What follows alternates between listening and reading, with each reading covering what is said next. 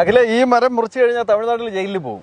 എന്ത് മരമാണെന്നറിയോ? നമ്മുടെ ധാരാളം ഉള്ള ഒരു മരമാണ് ഇത്. ആഞ്ഞിലി മരം എന്ന് പറയും. നമ്മുടെ ആഞ്ഞിലി, അതായത് ഇത് അതിന്റെ ബഡ് തൈയാണ്. തമിഴ്നാട്ടിൽ ഈ മരം മുറിക്കാൻ പാടില്ല.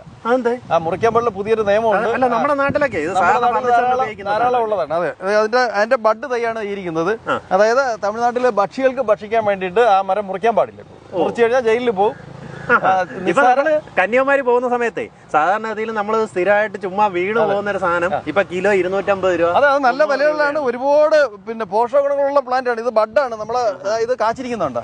ഇത് ബഡ് തൈ ആയതുകൊണ്ടാണ് ചെറുതിലെ കായ്ക്കുന്നത്. അയണിച്ചൊക്കെ കാച്ചിരിക്കുന്നുണ്ട്. ഇനി വലിയ ആൾക്കാർക്ക് പറയുമ്പോൾ ഒരു പുച്ഛം പോലെ, ഈ പഴത്തിന്റെ പോഷക ഗുണം അറിയാന്നുള്ളവർക്ക് അറിയാം. ഇതിന്റെ ബഡ് തൈയാണ്. നമ്മുടെ മാവ് കായ്ക്കുന്നത് പോലെ നമ്മളെ വീട് മുറ്റത്തൊക്കെ നട്ട് കായ്ക്കാൻ പറ്റുന്ന, നമുക്ക് സ്വന്തം പറിച്ചെടുക്കാം. നമ്മുടെ നാട്ടിൽ അയണിമരം ഉണ്ടെങ്കിൽ നമുക്ക് പറിക്കാൻ പറ്റില്ല, അത് കാക്ക കൊണ്ടുപോകും.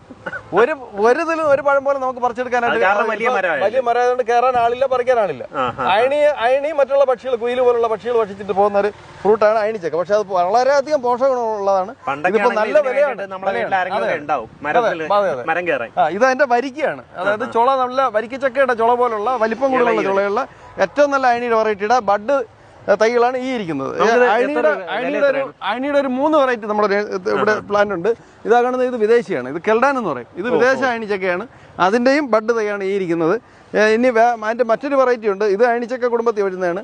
പിങ്കൻ എന്ന് പറഞ്ഞിട്ട് അതൊരു വെറൈറ്റിയാണ്. ഏകദേശം അയണിച്ചക്ക പോലെ ഇരിക്കുന്ന. അതെ, ഇതെല്ലാം നമ്മളെ പഴത്തോട്ടത്തിൽ ഉൾപ്പെടുത്താൻ പറ്റിയ ഇതെല്ലാം ബഡ് തൈയാണ്. നമുക്ക് ചെറുതിലെ കായ്പിച്ചെടുക്കാൻ. വില എങ്ങനെയാ പറഞ്ഞത്?